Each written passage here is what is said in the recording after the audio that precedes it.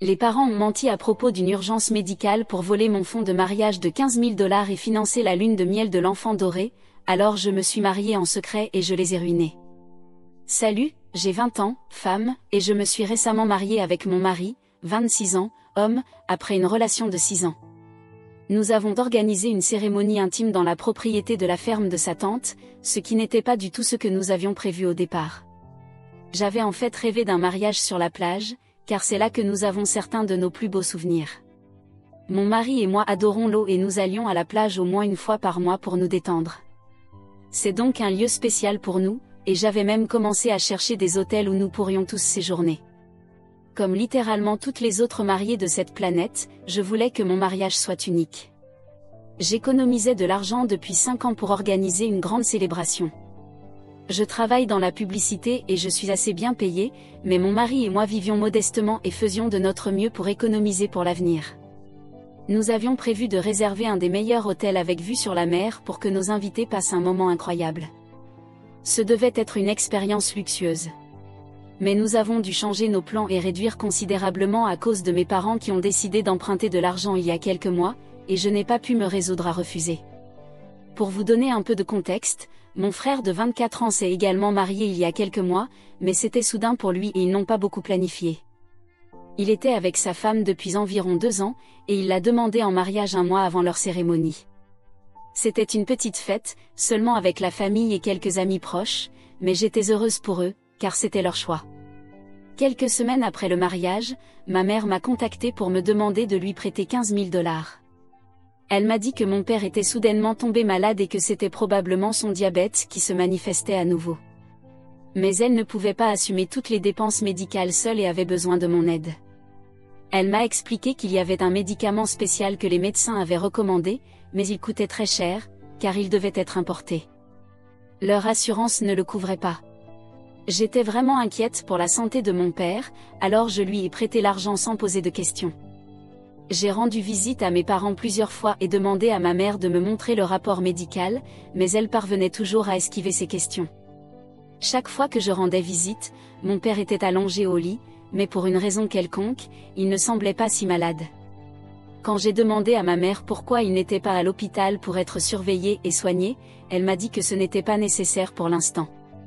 Pourtant, il était assez malade pour avoir besoin d'un médicament rare et coûteux. Cela n'avait aucun sens. Je ne suis pas idiote, après quelques visites, j'ai compris qu'il y avait quelque chose de très louche. Mais je ne voulais pas accuser mes parents avant d'en être certaine. Si je les accusais d'avoir menti à propos d'une urgence médicale juste pour emprunter de l'argent, et que tout s'avérait vrai, cela me mettrait dans une situation délicate. Mon frère ne rendait jamais visite à mes parents, ce qui était étrange. Quand je leur ai demandé pourquoi, mon père m'a dit qu'il ne voulait pas l'inquiéter parce qu'il était encore jeune et qu'il devait se concentrer sur son travail. Pourtant, il semblait parfaitement à l'aise avec le fait que moi, je sois morte d'inquiétude pour eux. J'ai parlé à mon frère au téléphone après quelques semaines. Il m'a dit qu'il passerait voir notre père dès qu'il reviendrait de sa lune de miel. C'était une surprise pour moi, car je n'avais aucune idée qu'il était parti en lune de miel. Mes parents ne m'en avaient rien dit, et mon frère non plus n'avait rien publié sur ses réseaux sociaux. Quand je lui ai demandé pourquoi il ne m'avait rien dit, il m'a expliqué qu'il voulait surprendre tout le monde avec des photos et des souvenirs de leur voyage en Europe. Quand je lui ai dit que notre père était malade, il a parlé à nos parents, mais ils lui ont dit qu'ils n'avaient rien à craindre, qu'ils allaient bien. Ils avaient probablement exagéré la situation avec moi parce que j'étais un peu névrosée, selon lui. Je voulais croire que mes parents avaient caché la vérité à mon frère pour ne pas gâcher sa lune de miel. Mais quand il m'a dit que nos parents finançaient sa lune de miel extrêmement chère, j'ai tout de suite compris ce qui se passait. Ils avaient inventé cette histoire pour financer son voyage avec l'argent que je leur avais prêté. Il n'y avait jamais eu d'urgence médicale. J'ai ressenti une énorme trahison. L'argent que j'avais prêté à mes parents provenait de mon fonds de mariage, et ils l'avaient donné à mon frère. Quand je les ai confrontés, ils m'ont dit qu'ils savaient que je ne leur prêterais pas d'argent si je savais que c'était pour la lune de miel de mon frère. Ils m'ont dit qu'ils traversaient une mauvaise période au travail, et ils voulaient qu'ils s'amusent sans s'inquiéter de l'argent. Mais ils ne pouvaient pas financer cela eux-mêmes sans mettre en danger leur fonds de retraite. Ils m'ont dit que j'étais jeune et que j'avais des années pour travailler et récupérer cet argent. Mais ce n'était pas le cas pour eux. Ils m'ont assuré qu'ils me rembourseraient un jour, mais qu'il était important que je pense d'abord au bien-être de mon frère. Cela m'a mis en colère, car cela signifiait que je devrais réduire mes dépenses de mariage. Pour être clair, j'étais prête à organiser un mariage plus petit si la santé de mon père en dépendait, mais ce n'était pas ce pourquoi j'avais signé. Quand ils m'ont avoué la vérité, je leur ai dit qu'ils devaient me rembourser avant mon mariage, car j'avais besoin de cet argent pour couvrir les dépenses. J'avais fait une promesse à mon mari et à sa famille que je financerais certaines choses, et sans cet argent, cela devenait impossible. Mes parents ne m'avaient jamais promis qu'ils paieraient pour mon mariage, car très tôt, ils m'avaient dit qu'ils pouvaient soit payer mes études, soit mon mariage, mais qu'ils ne pouvaient pas se permettre les deux. J'avais donc décidé de poursuivre mes études et de financer moi-même mon mariage, c'est pourquoi j'avais économisé pendant des années. Pour ceux qui se demanderaient, lorsque mon frère a commencé l'université, je lui ai demandé si nos parents lui avaient fait choisir entre ces deux options. Il a éclaté de rire, comme si cette idée était la plus ridicule qu'il ait jamais entendue. Je n'ai jamais confronté mes parents à ce sujet, car je ne voulais pas les accuser de favoritisme, même si c'était évident. Mais à l'époque, j'étais jeune et j'avais encore besoin de leur aide financière, car je n'avais pas encore trouvé de travail. Discuter de ces choses aurait seulement empiré la situation pour moi. Mais ce sujet a refait surface plusieurs années plus tard, lorsque je les ai confrontés au sujet de l'argent qu'ils m'avaient emprunté, et de la manière dont ils avaient toujours favorisé mon frère. Ils ont essayé de le nier, mais c'était évident. Je leur ai dit qu'ils devaient me rembourser, car je ne sacrifierais pas mon mariage de rêve juste parce que mon frère avait des problèmes au travail. Ils pouvaient dorloter mon frère avec leurs propres économies, mais je n'avais pas travaillé dur pendant 5 ans et économisé pour mon mariage juste pour qu'ils me volent cet argent et le donnent à mon frère. Cependant, ils m'ont dit qu'ils ne pouvaient pas me rendre l'argent avant le mariage, et qu'il leur faudrait quelques années pour tout rembourser. Ils s'attendaient à ce que je l'accepte, car, selon eux, il n'y avait rien de plus important que la famille. Si j'étais prête à dépenser cet argent pour une urgence médicale pour mon père, alors je devrais être prête à l'utiliser pour empêcher mon frère de sombrer dans la dépression. Le problème, c'est que mon frère n'était pas du tout déprimé. Il n'a jamais pris son travail au sérieux, c'est pourquoi il était mauvais dans ce qu'il faisait et ne gagnait pas assez. Il travaille dans la vente, et ses revenus dépendent presque entièrement des commissions. Donc, s'il échoue, il n'a personne d'autre à blâmer que lui-même. Il était peut-être un peu frustré par son travail, mais je vous assure qu'il n'allait jamais sombrer dans la dépression. Il était tout simplement trop gâté par mes parents, et il n'avait jamais appris à travailler dur pour obtenir ce qu'il voulait.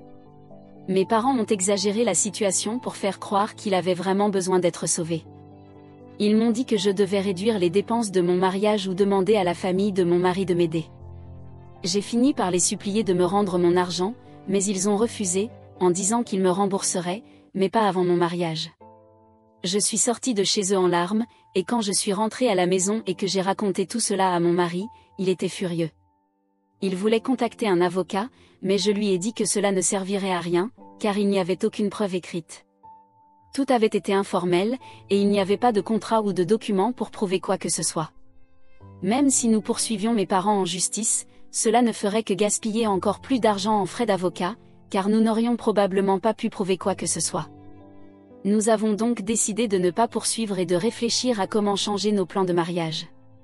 Heureusement, la famille de mon mari est venue à notre secours après avoir appris ce que mes parents avaient fait.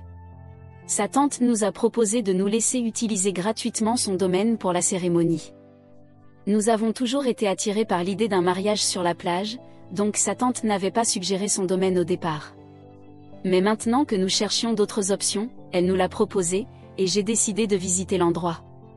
Mon mari avait déjà vu le lieu auparavant, mais dès que je suis entrée, j'ai su que c'était celui-là. C'était un endroit magnifique, et même si ce n'était pas près de la plage, nous étions ravis. Sa tante nous laissait utiliser le lieu gratuitement, ce qui nous a donné encore plus de raisons d'y organiser notre mariage. Je me suis occupée des préparatifs, et cela m'a donné une raison de plus de couper les ponts avec mes parents. J'avais déjà décidé qu'ils ne seraient pas invités à mon mariage, mais j'étais encore indécise à propos de mon frère, car il n'avait rien fait de mal directement. Il ne savait pas que mes parents avaient emprunté de l'argent à moi pour financer sa lune de miel. Mais il a rendu ma décision plus facile en me téléphonant après son retour de lune de miel pour me réprimander d'avoir humilié nos parents en leur demandant de me rembourser. Il pensait que ce n'était pas grave et que je devais simplement réduire mes attentes pour le mariage. C'est à ce moment-là que j'ai décidé de ne plus parler ni à lui ni à mes parents. Maintenant que je n'avais plus la totalité de mon fonds de mariage, je ne pouvais plus me permettre d'avoir un mariage luxueux et extravagant. Honnêtement, je pense que cela a fini par être une bonne chose pour moi, car le mariage que nous avons eu était beaucoup plus beau que tout ce que j'avais imaginé au départ. Nous avons dû réduire nos attentes, mais cela en valait la peine, car au final, nous avons réalisé que cette journée devait être à propos de nous deux, et non pas à propos d'impressionner les autres. Dans notre vie quotidienne, nous n'étions pas les personnes extravagantes que nous essayions de paraître en organisant un mariage coûteux. Ce serait superficiel si nous avions dépensé une fortune juste pour le spectacle. Nous avons donc décidé de réduire les coûts du mariage et de faire quelque chose de mieux avec l'argent que nous avions économisé après. D'une certaine manière, je suis reconnaissante de la façon dont les choses se sont passées, car notre mariage était toujours magnifique et féerique, mais sans toute la pompe et l'apparat que j'avais initialement en tête. Et c'était vraiment une bonne chose, car nous étions entourés uniquement des personnes que nous aimions et qui nous aimaient. C'est tout ce dont on a besoin pour un mariage, je crois. J'ai posté des photos de notre mariage il y a quelques jours. Tous les membres de ma famille qui avaient été invités avaient reçu des instructions strictes pour s'assurer que mes parents et mon frère ne soient pas au courant de l'événement, afin qu'ils ne créent pas de drame en n'étant pas invités. Grâce à cela, nous avons réussi à organiser une cérémonie privée, sans qu'ils ne se présentent pour essayer de me forcer à les inviter. Mais maintenant que tout était terminé et que tout s'était bien passé, je ne voyais aucun mal à publier les photos sur les réseaux sociaux.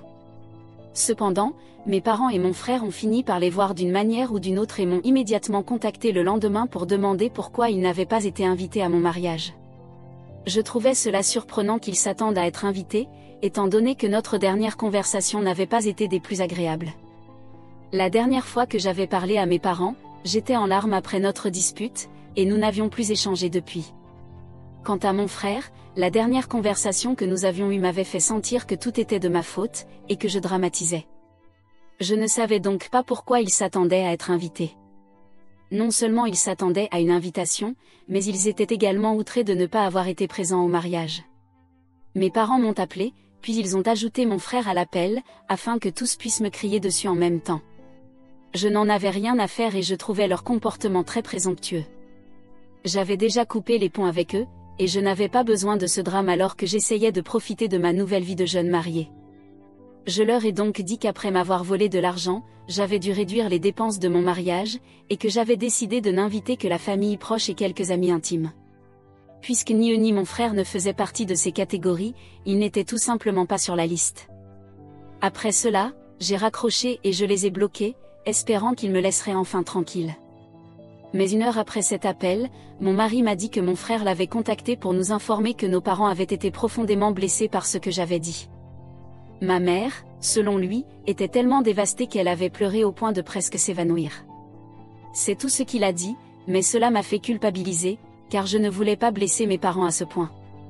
Il bluffait peut-être, mais je n'en suis pas sûre, et depuis que j'ai entendu cela, je me sens étrangement coupable, soit pour ne pas avoir invité mes parents et mon frère à mon mariage, soit parce qu'ils m'ont volé de l'argent de mon fonds de mariage. Mise à jour 1.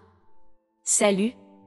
Cela fait une semaine que j'ai eu cette dernière conversation avec mes parents, et mon frère et moi avons décidé que je ne leur parlerai plus.